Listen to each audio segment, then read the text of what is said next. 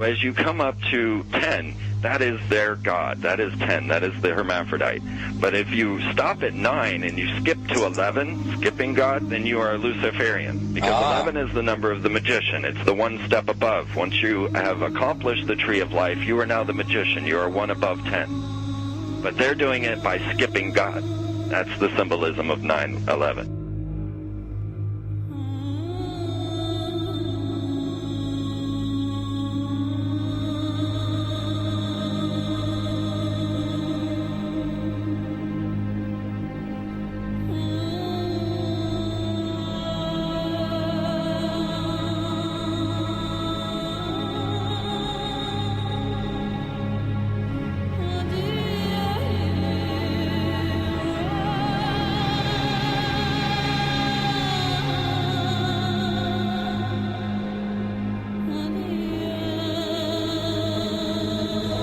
It is a big idea, a new world order.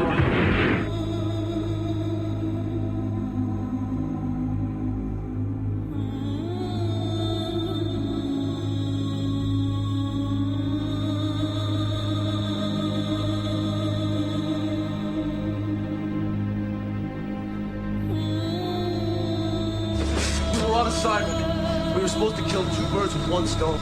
In Fight Club, Project Mayhem destroys a giant bronze spherical sculpture. This seems an obvious reference to the sphere at the World Trade Center complex.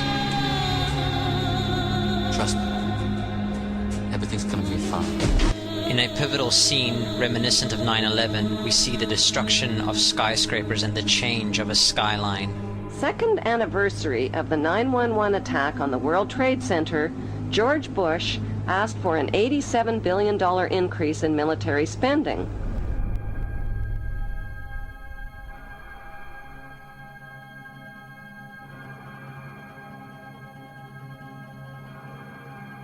In 1904, Crowley would receive the Book of the Law soon after meditating in the King's Chamber of the Great Pyramid. He claimed he had been contacted by a being called Aiwas. Crowley would also use this symbol in his work. Some of its meanings are said to include a reference to the number 77 in Hebrew and a connection to the god Pan. Crowley made this drawing of a non-human intelligence he saw during a ritual. Synchronous 23 has made the connection between Aiwas and the Wizard of Oz, and has further pointed out the similarities between Crowley's grey alien-like drawing and the depiction of the projection of the Wizard of Oz in the film version. The much overlooked theory has been put forward on the internet that when we are looking at George W. Bush, we are actually seeing Aleister Crowley's grandson. I have suggested that this video footage of George W. Bush reading The Pet Goat, coinciding with the start of the 9/11 mega ritual, is in fact a dedication of the 9/11 mega ritual to the great god Pan by Aleister Crowley's grandson.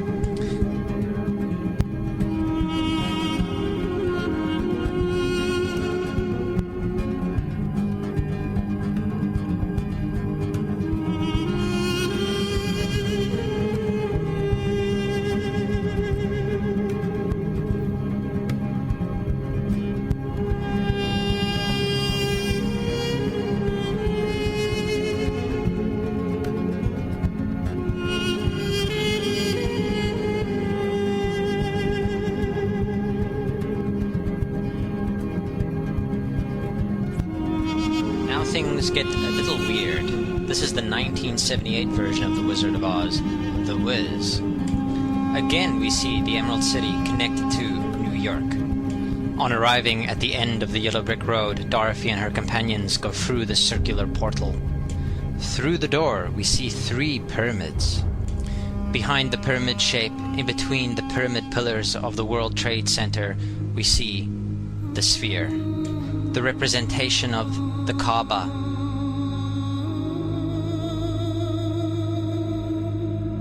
The inhabitants of Oz dance around the sphere in ritualistic fashion. Fashioned in giant letters over the dome of the sphere, we see the word Oz. Oz, symbols of Pan and Aiwas, seen smack at the heart where the new Aeon was ushered in. and where the Stargate was opened.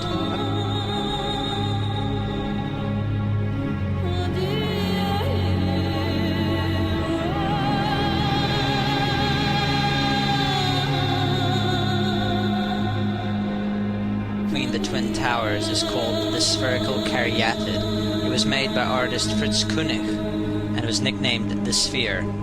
We see that Koenig made this thing in Bavaria, the same place where the Illuminati was founded. The most interesting fact about the placement of the sphere at the World Trade Center Plaza has to be that architect and designer of the World Trade Center, Minoru Yamasaki, intended the plaza itself to be a representation of the Grand Mosque of Mecca, the sphere in particular taking the place of the Kaaba.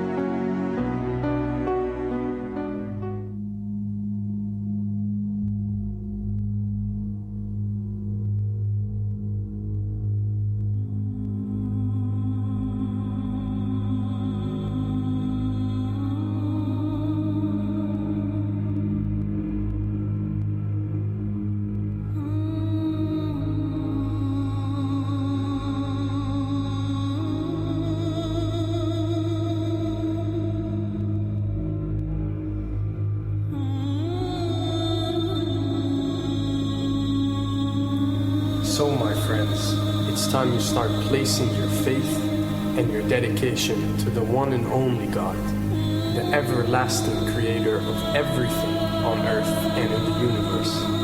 He is greater than anything our minds can comprehend. Do you know how many times Muslims are required to circle the Kaaba and visit it? 7 times, each counterclockwise. Would you like to know why?